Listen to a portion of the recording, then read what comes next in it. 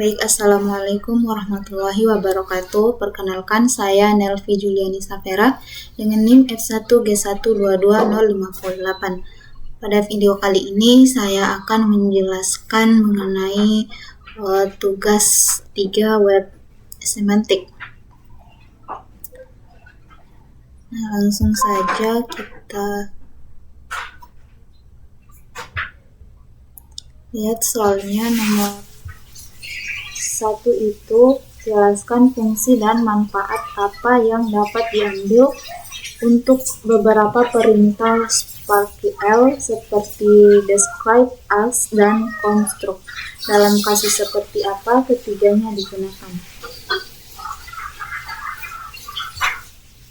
Nah, langsung saja nomor 1 untuk query seperti describe berfungsi untuk mengembalikan deskripsi lengkap dari sebuah resource atau subjek berdasarkan pola tertentu yang diberikan dalam query. Dengan menggunakan query ini, endpoint RDF akan menampilkan semua informasi yang relevan mengenai resource tersebut, termasuk properti-properti yang terkait dengannya. Manfaat utama dari describe adalah memudahkan kita untuk melihat detail atau profil lengkap suatu entitas di dalam dataset, sehingga sangat membantu dalam memahami bagaimana struktur data sebuah resource dibentuk dan terhubung dengan data lainnya.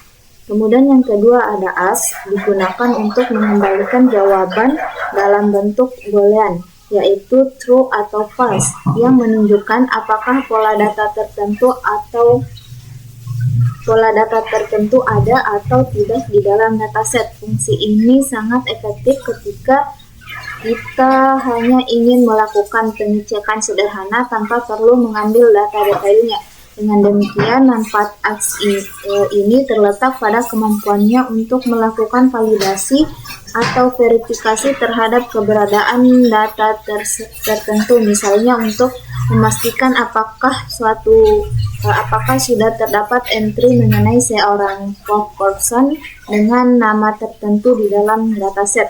Kemudian yang ketiga ada construct, yang berfungsi untuk membangun dan menghasilkan graf RDF baru berdasarkan pola yang ditentukan dalam query. Hasil dari query ini adalah kumpulan triples RDF yang dapat digunakan untuk membentuk struktur data baru sesuai kebutuhan. Manfaat dari construct adalah memungkinkan kita untuk merestrukturisasi, menggabungkan atau memodelkan ulang data menjadi bentuk RDF yang lebih sesuai untuk aplikasi tertentu, misalnya pembuatan view RDF khusus yang hanya memuat informasi tertentu dari dataset asal. Kemudian kita lanjut pada soal yang kedua, yaitu berikan perintah insert untuk menambahkan satu objek dosen baru, yaitu pembaca sendiri, dengan melengkapi data sebagai berikut. Ada valve name, valve title, valve age, valve homepage, dan valve nouns, dengan range adalah dosen Budi Susanto. Nah, untuk soal nomor 2 itu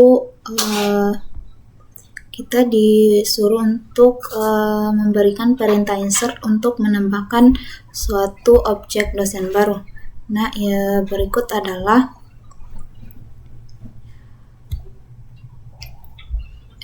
ini merupakan perintah insert untuk menambahkan dosen baru. Query ini merupakan perintah SparkQL update insert data yang digunakan untuk menambahkan data ke dalam graf RDF di triple store seperti Apache Genavuseki. Pada query ini, namespace valve digunakan untuk mendeskripsikan atribut orang melalui vocabulary valve, friend of a friend.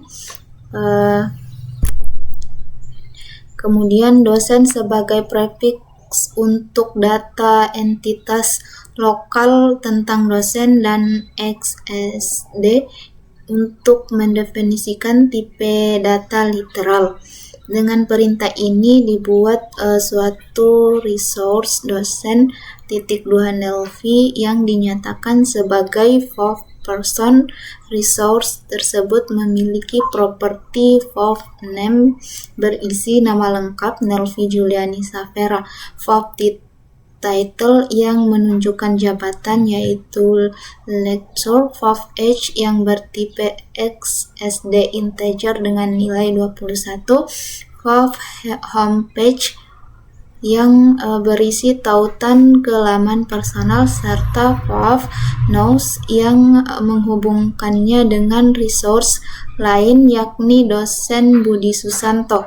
Perintah ini jika dijalankan akan secara otomatis menambahkan triple tersebut ke dalam dataset RDF sehingga dapat di-query kembali dengan SPARQL select untuk diambil informasinya kapan saja.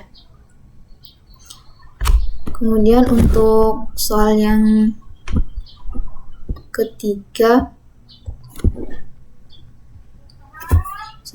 di sini diberikan deklarasi turtle di bawah ini. Dapat dilihat deklarasinya. Kemudian suruhannya yaitu tuliskan prefix yang lebih lengkap berdasarkan definisi turtle tersebut. Nah, untuk prefix lengkapnya di sini sebagai berikut.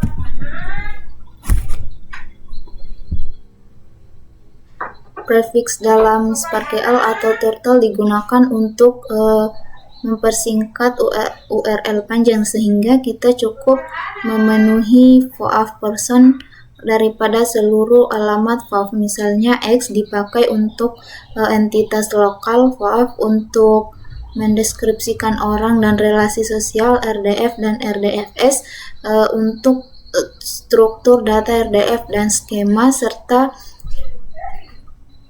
XSD untuk menunjukkan tipe data literal sehingga seperti string dan integer. Dengan demikian, penggunaan prefix ini membuat data RDF maupun query SPARQL lebih ringkas, mudah dibaca, dan terstruktur.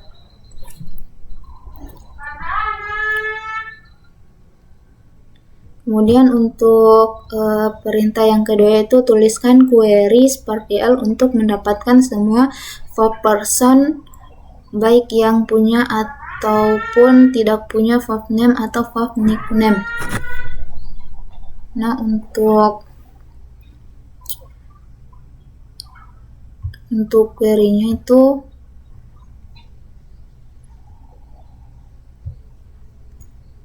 seperti ini. Di sini saya akan mencobanya menggunakan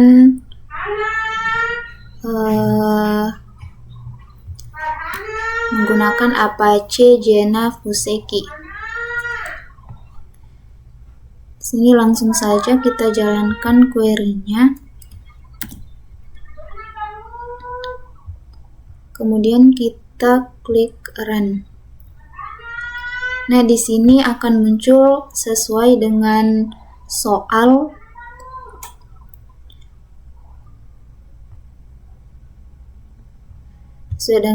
yaitu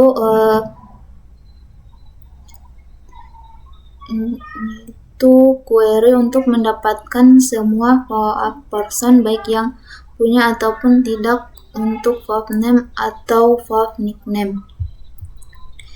Di sini tuh yang pertama ada Butsus, dia tidak memiliki name tetapi memiliki nickname. Kemudian ada Wati memiliki name dan memiliki nickname. Kemudian ada Leoman, dia di sini tidak memiliki name tetapi memiliki nickname. Kemudian ada Leo, dia memiliki nickname tetapi tidak memiliki name. Kemudian ada Bayu yang memiliki name dan nickname. Kemudian ada Ferdi yang tidak memiliki name tetapi memiliki nickname. Nah, kemudian Yang perintah ketiga yaitu tuliskan query SparkQL untuk mendapatkan objek fourth person yang punya nickname bahasa @cp. Nah, di sini sudah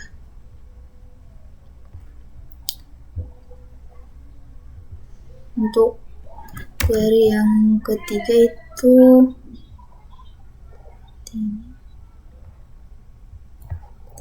kita langsung saja masukkan query-nya, kemudian kita jalankan. Nah, di sini akan menghasilkan